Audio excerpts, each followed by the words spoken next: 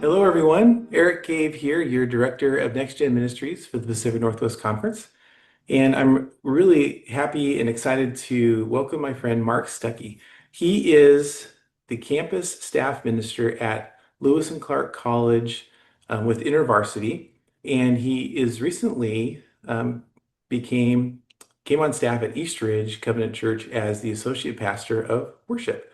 Now, Mark, you're here to share about the exciting ministry happening at Lewis and Clark. But first, I would love for you to take a moment to introduce yourself and share a bit about your personal and ministry background. Sure, yeah.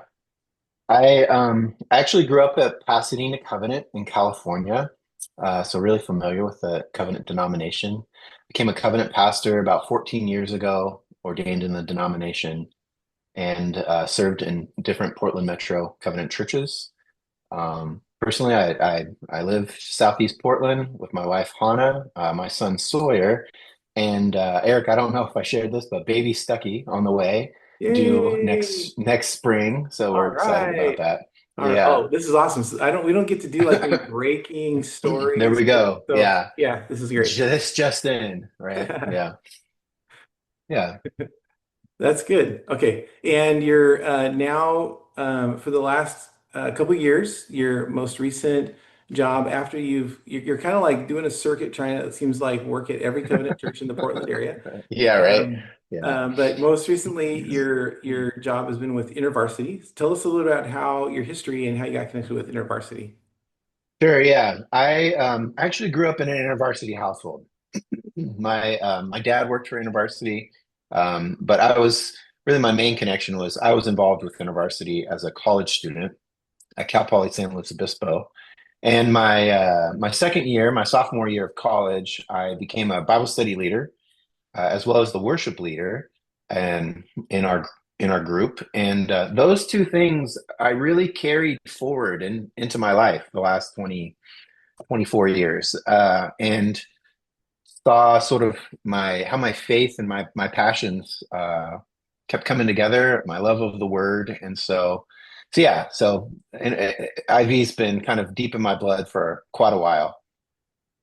That's That's pretty cool. And it's been really fun for me as we've met and connected to hear about how you've reconnected with InterVarsity. And so I know this last year was kind of your first year on campus, getting connected at Lewis and Clark. So tell us, what was it like, and how was Sure, God at work through you and your ministry there? sure, yeah. Lewis and Clark is a really it's a wonderful school.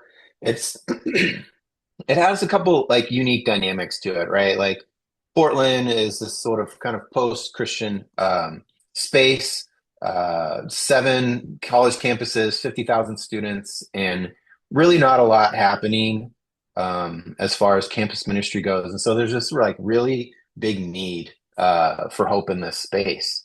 And so Ivy assigned me Lewis and Clark because they've had a long history being on and off the campus since 1965.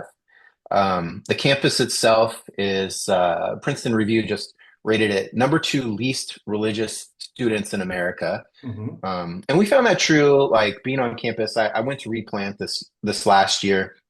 Uh, Really not a lot of Christian presence the last couple years post COVID. And so I showed up at new student orientation.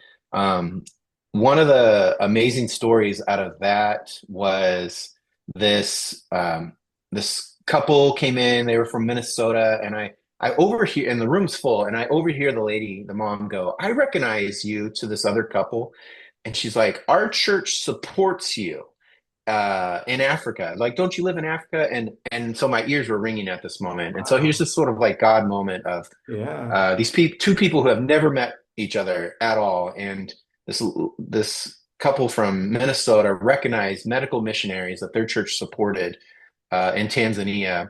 And so then they got together, and their students got together, and that was one of the first students I got to meet. Actually, was the medical missionary's daughter, and so it's just kind of a funny moment that out of all the places, Mhm. God put that there.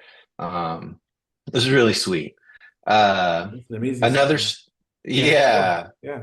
sure. Another story that happened later that day, I was hosting a cereal bar social for the freshmen that Okay. evening, Yeah, and yeah. it's like a classic uh young adult, I guess, maybe we all have cereal late at night, but I was thinking, what do students do Yeah. at like 9 o'clock? They eat a bowl of cereal. And so I met a student there, and he came up to me and he was like, "Look, I had a great like high school ministry experience, and it meant the world to me. Like that experience was so pivotal in my life, and I want that here in college."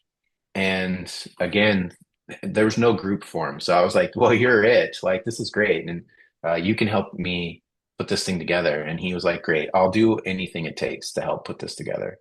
And about 3 hours later, he comes back with a buddy of his that he met, who was another Christian from Texas. And they kind of became these two bros, became Wow. quick best friends, and Yeah. then just started being so invitational to all different parts of the campus. And so those two, and then that gal from Tanzania became sort of the core group right at the beginning, helped form a club, and week after week, we saw students coming to Bible study. And so, yeah, it started, the small group started and it turned into like from 3 to 12 students, and it kept growing. I hosted one Bible study in the fall, and by the end of the year, there was too many people to manage one study. And so come spring, we ended up having 3 Bible studies. Wow. And so it was awesome just to see even students taking leadership. Like we had some students who were athletes who couldn't make one of the studies, but on an off day they said, "Well, this is the one day that we have a break. Like, can we host a Bible study this day?" And then to see more students come because now here's another day that just worked with folks' schedules. Yeah. Along with the Bible studies kind of growing, we have a larger student leadership team. So students have been like, "Hey, how can I get involved?" And so it's turned into 9 student leaders, Hmm. which is just wild. And Hmm. those students have been sort of the goal for them is for next year to become Bible study leaders.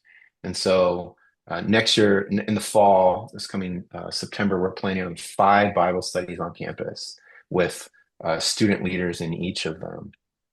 Um, in addition to that, our group has grown to sort of a core of 32 students, which is again, it's wonderful to see. But beyond the numbers, I think one of the beautiful things about it is that it's really um, ecumenical group. Like students are coming with a really wide background of faith from all over the world, from all over the states, from different denominations, and they're studying the word together. Thanks again, Mark. What are some ways that people can partner with you and the work that God is doing there on your campus? Totally. Well, 3 easy ways. The first one is prayer. I would love your prayer as we're going into this next year, to see how God is moving. I have a newsletter that I put out once a month. So you're more than welcome to connect with me and I'll add you to it. The second one is financial, is being able to support this mission. There's a lot that goes into it. There's programming, there's making like space available for students to go to camp and retreats and stuff, as well as supporting me and the intern this next year. And then the last one is if you know people who would love to hear this story, Mm. to share it. Hmm. Um, and it's just an amazing story of how God is at work. It is. So those are some ways that you could support and partner Good. with us. Thank you, Mark. We'll put links in the blog post below on how to make connections with you, with InterVarsity, and any kind of resource that you want to share. We'll make sure it's all there right below this Great. video. So thank you again, Mark, for taking the time to share your story with us. Thank you for being faithful to God, to follow Him in this ministry and for the impact that you're making there at Lewis and Clark. Thanks. Thanks, Eric.